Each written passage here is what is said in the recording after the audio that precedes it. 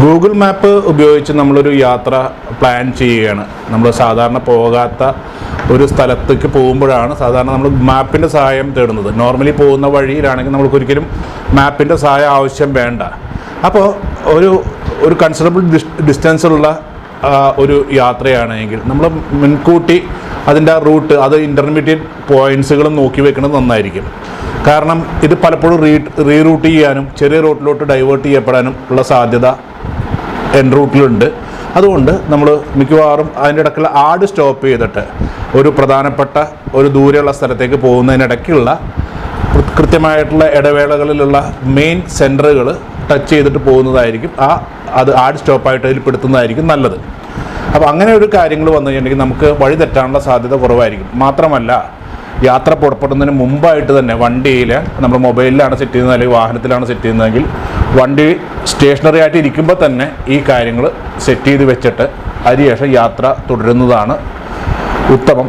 ഓടുന്നതിനിടയ്ക്ക് നമുക്ക് voice command വെച്ച് ചെയ്യാവുന്ന കാര്യങ്ങളുണ്ട്. അല്ലാത്ത കാര്യങ്ങൾ നമ്മൾ കൈകൊണ്ട് തൊട്ട് ടച്ച് പോയിൻറ്റ്സ് ഒക്കെ ചെയ്യേണ്ട കാര്യങ്ങൾ അല്ലെങ്കിൽ അത് ഓട്ടത്തിൽ വരുന്ന കാര്യങ്ങളാണെങ്കിൽ നമുക്കൊരിക്കലും അത് ചെയ്യാണ്ടിരിക്കുന്നതായിരിക്കും നല്ലത്. വണ്ടി നിർത്തി ഒരു സേഫായിട്ടുള്ള സ്ഥലത്ത് നിർത്തിയിട്ട് മാത്രം നമ്മുടെ എന്തെങ്കിലും ഗൂഗിൾ മൊബൈലിൽ ടച്ച് ആയിട്ടാണ് ചെയ്യണമെങ്കിൽ അത് അങ്ങനെ സെറ്റ് ചെയ്യുന്നതായിരിക്കും നല്ലത്. അല്ലാതെ ഓട്ടത്തിൽ വണ്ടി ഓടുന്ന സമയത്ത് ഒരിക്കലും ഗൂഗിളിൻ്റെ ഡെസ്റ്റിനേഷൻ നമ്മൾ സെറ്റ് ചെയ്യാൻ നിൽക്കരുത്. പിന്നെ രണ്ടാമത്തൊരു കാര്യം എന്നുണ്ടെങ്കിൽ ഈ നമ്മൾ ആഡ് സ്റ്റോപ്പിൻ്റെ കാര്യങ്ങൾ നമ്മൾ പറഞ്ഞു. അതല്ലാതെ വരുന്ന പ്രശ്നങ്ങളെന്നുണ്ടെങ്കിൽ ചെറിയൊരു ഡിസ്റ്റൻസ് ഒരു 2 മിനിറ്റ് 3 മിനിറ്റ് ലാഭം വരുമ്പോൾ ഗൂഗിൾ റീറൂട്ട് ചെയ്യാൻ സാധ്യതയുണ്ട്. അപ്പോൾ അത് നമുക്ക് അതിലെ കൂടി ചെറിയൊരു റൂട്ടിൽ കൂടി റീറൂട്ട് ചെയ്യുന്നതിന് പകരം നമ്മൾ സ്ട്രെയിറ്റ് ആയിട്ടുള്ള റൂട്ടിൽ കൂടി പോയിട്ടുണ്ടെങ്കിൽ ഗൂഗിൾ ചിലപ്പോൾ ഒരു 300 മീറ്റർ 400 മീറ്റർ അല്ലെങ്കിൽ 500 മീറ്റർ കൂടുതൽ പോയാലും ആ മെയിൻ റൂട്ടിൽ കൂടി തന്നെ നമുക്ക് യാത്ര ചെയ്യാൻ പറ്റും. പ്രത്യേകിച്ച് ഒരു ഫാമിലി യാത്ര, രാത്രി കാലങ്ങളിലെ യാത്ര, മഴയുള്ള സമയത്തുള്ള യാത്ര, ഇങ്ങനെയുള്ള കാര്യങ്ങളൊക്കെ വരുമ്പോൾ പ്രത്യേകിച്ചും ഇട റോഡുകൾ എടുക്കാതെ മെയിൻ റോഡുകൾ, അതായത് അതിന് വേണ്ടിയിട്ട് ചിലപ്പോൾ നിങ്ങൾക്ക് 5 കിലോമീറ്റർ കൂടുതൽ ഓടേണ്ട വന്നിരിക്കാം. പക്ഷേ ഒരു മെയിൻ റോഡ് പിടിച്ചു പോകുന്നതായിരിക്കും വളരെ ഉത്തമം. പിന്നെ രണ്ടാമതൊരു കാര്യം ഇതിൻ്റെ സെറ്റിംഗ് ആണ്. ഈ ഗൂഗിൾ സെറ്റ് ചെയ്യുമ്പോൾ തന്നെ നമുക്ക് കുറച്ചധികം കാര്യങ്ങളുണ്ട് അതിൻ്റെ സെറ്റിങ്ങിൽ. നമ്മൾ എടുക്കേണ്ട വണ്ടി, നമ്മൾ സെലക്ട് ചെയ്യുന്ന വണ്ടി നമ്മുടെ കാറാണെങ്കിൽ കാറും ബൈക്കാണെങ്കിൽ ബൈക്കും, വലിയ വാഹനങ്ങളാണ് വലിയ വാഹനങ്ങളും തന്നെ സെലക്ട് ചെയ്യുക. അതല്ലാതെ നമ്മൾ വലിയ വാഹനത്തിൽ പോയിക്കൊണ്ടിരിക്കും, ഒരു കാറിൽ പോകുന്നു, നമ്മൾ സെലക്ട് ചെയ്തിരിക്കുന്ന ബൈക്കാണെങ്കിൽ ചിലപ്പോൾ ഈ ബൈക്ക് മാത്രം പോകുന്ന വളരെ നാരോ റൂട്ടിലോട്ട് ഇത് ഡൈവേർട്ട് ചെയ്യപ്പെടാനുള്ള സാധ്യതയുണ്ട്. അപ്പോൾ അതുകൊണ്ട് നമ്മൾ സെലക്ട് ചെയ്യുന്ന വാഹനം കൃത്യമായിട്ടും അതിൻ്റെ മോഡ് കൃത്യമായിരിക്കണം. വേറെ ഒരു ഡേഞ്ചറായിട്ടുള്ള ഇപ്പോഴുള്ള സിറ്റുവേഷൻ എന്നുണ്ടെങ്കിൽ ഈ ഫെറി അങ്ങനെയുള്ള കാര്യങ്ങൾ പുഴയിൽ പോകുന്ന ഒരു സിറ്റുവേഷൻ ഇപ്പോൾ ഈ ഇടയ്ക്ക് ഉണ്ടായിട്ടുണ്ട്.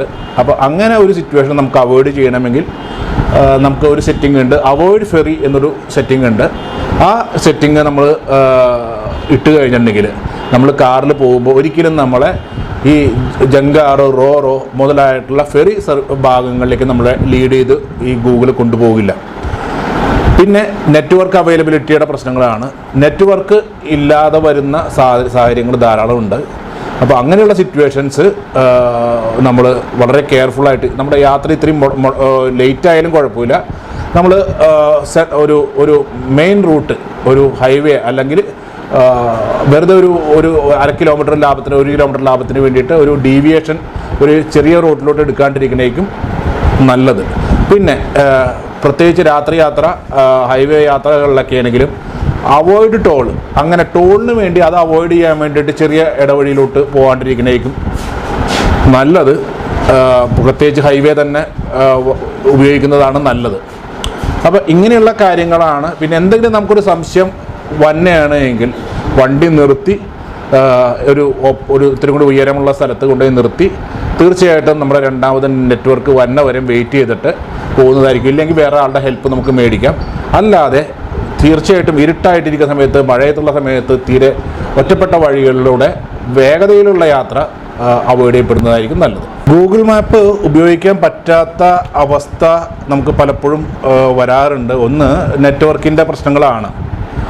2, മൾട്ടി ലൈൻ ട്രാഫിക്കിൽ വരുമ്പോൾ ചെറിയ ഇഷ്യൂസ് വരാറുണ്ട്. നമ്മുടെ ഗൂഗിളിൻ്റെ ആക്യുറസിയുടെ പ്രശ്നങ്ങൾ വരുമ്പോൾ ചിലപ്പോൾ നമ്മളെ ലീഡ് ചെയ്ത് ഒരു പാലത്തിൻ്റെ മേളിൽ കൂടി പോകണോ പാലത്തിൻ്റെ താഴെ കൂടി പോകുന്നോ എന്നൊക്കെ രീതിയിലുള്ള സംശയങ്ങൾ വരാറുണ്ട്. എന്ത് പ്രശ്നങ്ങൾ പറ്റിയാലും നമുക്ക് ഗൂഗിളിൽ ഒരു മിസ്റ്റേക്ക് വന്നെങ്കിൽ റോഡിൻ്റെ നടുക്ക് ചവിട്ടി നിർത്തി റിവേഴ്സ് എടുക്കുന്ന ഒരു പരിപാടി ഒരിക്കലും ചെയ്യരുത്. നമ്മുടെ കേരളത്തിലെ ഏത് റോഡാണെങ്കിലും മാക്സിമം 1-2 കിലോമീറ്റർ മാക്സിമം പോയിട്ടുണ്ടെങ്കിൽ നമുക്ക് യൂ ടേൺ എടുത്ത് തിരിച്ചു വരാൻ പറ്റും. അപ്പോൾ ഇൻ കേസ് ഒരു മിസ്ലീഡ് ചെയ്യപ്പെട്ട ഒരു പൊസിഷനിലാണെങ്കിലും നമുക്ക് ഒരു ഹൈവേയിലെ മെയിൻ റോഡിലാണെങ്കിൽ റോഡിനെ നടുക്ക് നിർത്തിയിട്ട് ഡേഞ്ചർ സിറ്റുവേഷനിൽ റിവേഴ്സ് എടുത്ത് പോരരുത്, നമുക്ക് യൂ ടേൺ എടുത്ത് പോരാം. നെറ്റ്വർക്ക് കിട്ടാത്തൊരവസ്ഥ തന്നെയാണെങ്കിൽ നമുക്ക് കണ്ടിന്യൂ ചെയ്ത് പോകാം, നല്ല ശ്രദ്ധിച്ച് മുന്നോട്ട് കണ്ടിന്യൂ ചെയ്ത് പോകാം യാത്ര.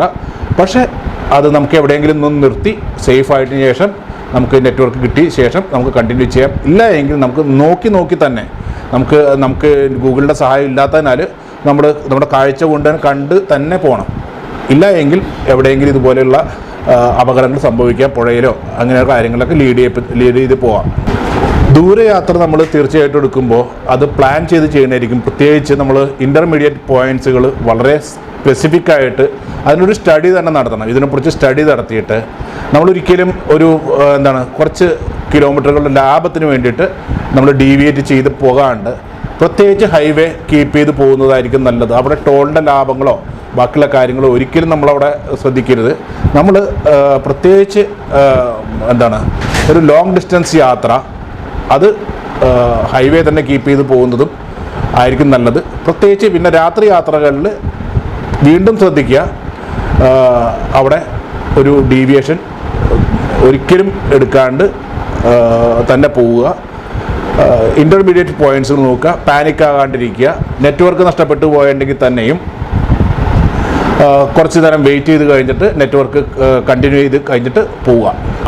മഴക്കാലങ്ങളിലുള്ള പ്രശ്നം എന്ന് പറഞ്ഞിട്ടുണ്ടെങ്കിൽ ഒന്ന് നമ്മളുടെ വിസിബിലിറ്റി ബെറ്റർ ആക്കുക എന്നുള്ള കാര്യങ്ങളാണ് ഒന്ന്.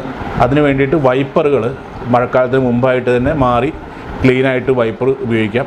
പിന്നെ വിൻഷീൽഡ് ഗ്ലാസ് ക്ലീനായിട്ട് വയ്ക്കുക. അതിൽ ഈ എണ്ണപ്പാടയൊക്കെ വന്നിട്ടുണ്ടെങ്കിൽ നമുക്ക് വിസിബിലിറ്റി ബുദ്ധിമുട്ടായിട്ട് വരാം.